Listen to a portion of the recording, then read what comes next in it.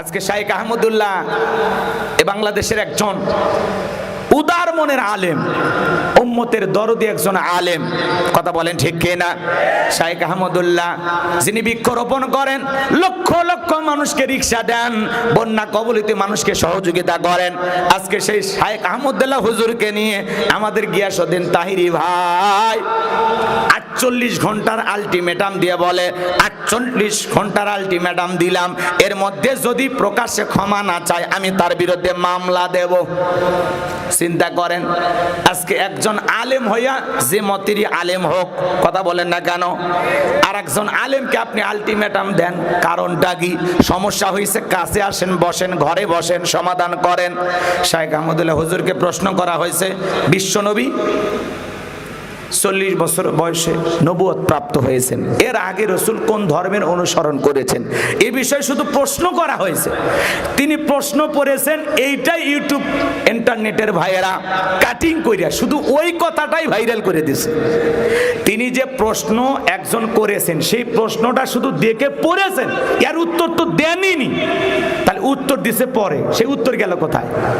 কথা কয় না কেন? এখন আপনি একজন আলেমের আগে পরে আরো বক্তব্য আছে, আরো কথা আছে, মাঝখানের একটা কথা টানিয়ে নিয়ে গেলে তো বিভ্রান্তি হবে। কথা কয় না? লা তাকরাবুস সালাহ, তোমরা নামাজের ধারের কাছে যাও না। এখন আপনি যদি মনে করেন গোলাম রব্বানী হুজুর এসে গেলো নামাজের ধারের কাছে যাইও না, কত বড় বাটপার হুজুর! আসলে কি তাই? আল্লাহ তাআলা পরে কি বলতেছেন? ওয়ান্তুম সুকারা, মানে কি? নিশাগ্রস্ত অবস্থায়। কথা কয় না কে? লা তাকরাবুস সালাহ, তোমরা সালাতের ধারের কাছে যাও না। কখন? যখন নিশাগ্রস্ত অবস্থায় থাকবা, মাতাল অবস্থায় থাকবা। কথা কোন ঠিক কিনা? তা আগে পরে বোঝা লাগবে তো।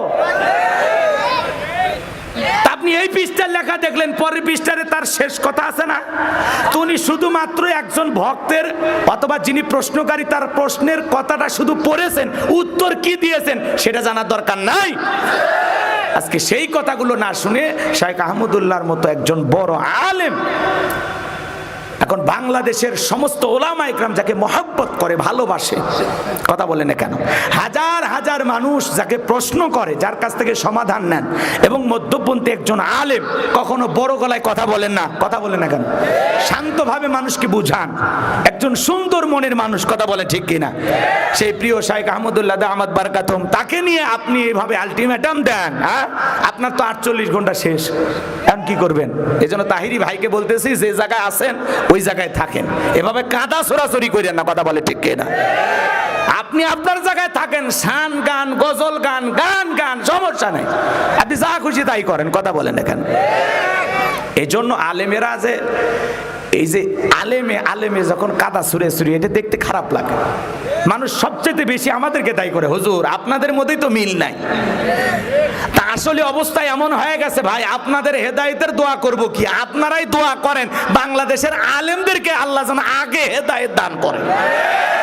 দোয়া আপনাদের কাছে চাওয়া লাগবে, আমরা বিপদে আছি। কথা কয় না কেন? এখন শাইখ আহমদুল্লাহ কেন তাহিরি সাহেব কথা বলেছেন, এখন তার গানগুলো কাটিং করে মানুষ আবার ছাড়তেছে। কথা কয় না কেন? আল্লাহর ধন রসুলকে দিয়া আল্লাহ গেছেন গায়েব হইয়া, আবার রসুল ধন পাইয়া খাজারে দিয়া রসুল গেলেন গায়েব হইয়া। কেউ হেরে না খালি হাতে, খাজারে তোর দরবার থেকে। এই যে গানগুলো আপনারা গান, সেগুলোর মধ্যে তো বোঝা লাগবে। এখন আপনি এগুলো আবার বললে এগুলোর ব্যাখ্যা আবার ওনারা দেন, যেই গান কেন গাইছি, বাবার শান গাইছি, আছে না? জিকির, নানান ধরনের জিকির করে, সবাই মিলে এক জায়গায় বসে জিকির করে, লাফায়, আমরা কিচ্ছু বলি না। তো এই জন্য আপনাদেরকে অনুরোধের ভাষায় বলবো যে ভাই, দয়া কইরা এদেশের বড় বড় আলেমদেরকে শ্রদ্ধা করুন, সম্মান প্রদর্শন করুন। শাইখ আহমদুল্লাহ দ্বারা এদেশে যত দিনের খেদমত হচ্ছে, যত মানুষ উপকৃত হচ্ছে, বন্যা কবলিত হাজারো মানুষের পাশে শাইখ আহমদুল্লাহ হুজুর দাঁড়ায়, গৃহহীন হাজার মানুষের ঘর বাড়ি তুলে দিচ্ছেন। কথা বলে ঠিক কিনা? 3 লক্ষেরও বেশি বৃক্ষরোপণ করেছেন। আল্লাহু আকবার বলেন। আপনি খালি গাছ লাগান, পরিবেশ বাঁচান, কয়টা গাছ লাগাইছেন আপনি? আসুন্নাহ ফাউন্ডেশনের সম্মানিত চেয়ারম্যান তিনি, যার মাধ্যমে এদেশের হাজার হাজার মানুষকে রিক্সা তুলে দেওয়া হয়েছে। যে দরিদ্র মানুষের রিক্সা কেনার টাকা নেই, আসুন্নাহ ফাউন্ডেশনের সম্মানিত চেয়ারম্যান শাইখ আহমদুল্লাহ হুজুর, তার নেতৃত্বে একটা সুন্দর সংগঠনের মাধ্যমে এদেশের হাজার হাজার মানুষ উপকৃত হচ্ছে। কথা বলতে আপনার কাছে মনে হয় যেটা কোরআন হাদিসের সাংঘর্ষিক, আসেন তার কাছে যান, বসেন, ওপেন প্ল্যাটফর্মে কথা বলা থেকে বিরত থাকুন। আলেমে আলেমে আমরা বিভেদ চাই না, কথা বলেন ঠিক কিনা? আজকে আলেমে আলেমে বিভেদ আর জালেমে জালেমে দোস্তি, কথা বলেন ঠিক কিনা? কেন ভাই কেন? শাইখ আহমদুল্লাহর মতো আলেম দেশে দরকার। আমি গোলাম রব্বানী না থাকলে সমস্যা নাই, কিন্তু শাইখ আহমদুল্লাহ হুজুরের মতো হাজার হাজার আলেমের বাংলাদেশে প্রয়োজন আছে না নাই? তাহলে বেদাত বন্ধ হবে, শিরিক বন্ধ হবে, কথা বলে ঠিক কিনা? অন্ধকার থেকে বাংলাদেশ পাবে আলোকিত একটি দেশ, কথা বলেন ঠিক কিনা? এই জন্য তাহিরি ভাইকে বলবো, এভাবে ধমক দিন না, আলটিমেটাম দিন না, নিজের সংশোধনের জন্য কাজ করেন, নিজেকে পরিবর্তন করার জন্য কাজ করেন, কথা বলেন ঠিক কিনা? নিজের বয়ানটা আরো সুন্দর করেন, জিকির করবেন, আপনি খানকায় বৈশা মাহফিলে যাবেন, শুধুমাত্র ওয়াজ করবেন, কথা কোন ঠিক কিনা? কোরআন সুন্নাহর কথা বলবেন, মানুষ শুনবে, জানবে, আপনার জন্য দোয়া করবে, আর তার কণ্ঠটা মারাত্মক কণ্ঠ। আমরা চাই এই কণ্ঠ দিয়া দ্বীনের খেদমত হোক, কথা বলেন ঠিক কিনা? আপনি আর শাইখ আহমদুল্লাহর পিছনে লাইগেন না, আর এইভাবে কাদা সরাসরি করেন না। আর 48 ঘন্টার আলটিমেটাম দিলে উনি কি ওনাকে পড়ে আছে? যা দেখেন শাইখ আহমদুল্লাহ হুজুরকে বলবেন, উনি এই বিষয়টা নিয়ে নাক গলাবেই না, কথা বলে ঠিক কি না? কে কি বললো সমালোচনা হতেই পারে, যে যত উপরে উঠবে তার তত বেশি সমালোচনা হবে। আজকে মিজানুর রহমান আজারি ভাই দেশের বাইরে কেন? এই টুপিওয়ালাদের কারণে, কথা বলে না? 2-4 জন আলেম জেলখানায় কেন যায়? এই টুপিওয়ালাদের কারণে, কথা বলেন। কারণ কোন ভাইয়ের তুলুটি অপরাধ পাইলে আমরা সেটা ঢাকে রাখতে শিখিনি, ওটা আমরা ওপেনে আরো প্রচার করি, অমুক হুজুরি এটা করছে, অমুক ভাই এটা করছে। কেন রে ভাই, কেন? কথা কয় না কেন? লুকিয়ে রাখতে পারেন না, গোপন রাখতে পারেন না? আলেমের সমালোচনা আলেম হয়ে আপনি কেমনে করেন? হতে পারে একজন আলেমের ভুল, হতে পারে একজন আলেম অন্যায় করেছে, অপরাধ করেছে, আমরা তো মানুষ, মানুষেরই তো ভুল হয়, কথা বলে ঠিক কেন? সমালোচনা কেন করেন?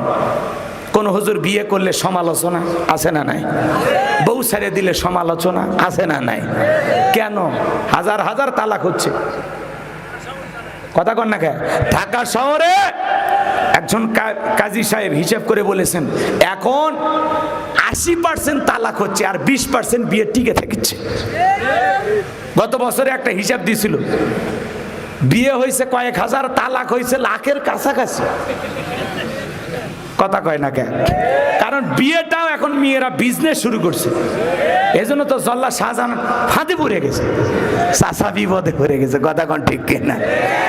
কারণ মেয়েরা যৌতুকের টাকাটা পাইয়া আর একজনকে ধরে, আবার ওর কাছ থেকে যৌতুকের টাকা নেয়, এরকম আছে না নাই?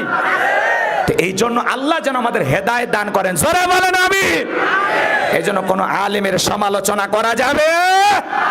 গিয়াসউদ্দিন তাহিরি সাহেবের জবান আল্লাহ পাক দ্বীনের জন্য কবুল করেন, আল্লাহ পাক যেন তাকে সঠিক বুঝ দান করেন, জোরে বলেন আমিন। শাইখ আহমদুল্লাহর মতো দরদি আলেম দরকার, যার মাধ্যমে এদেশে দ্বীনের প্রচার প্রসার হচ্ছে, দ্বীনের খেদমত হচ্ছে, কথা বলেন ঠিক কি না? বাংলাদেশের অসংখ্য দরিদ্র মানুষকে তিনি আল্লাহ রাব্বুল আলামিনের দোয়ায়, মানুষের দোয়ায় আর শাইখ আহমদুল্লাহর নেতৃত্বে হাজার হাজার অসহায় পরিবার আজকে স্বাবলম্বী। আল্লাহু আকবার বলেন, একটু জোরে বলেন আল্লাহু আকবার।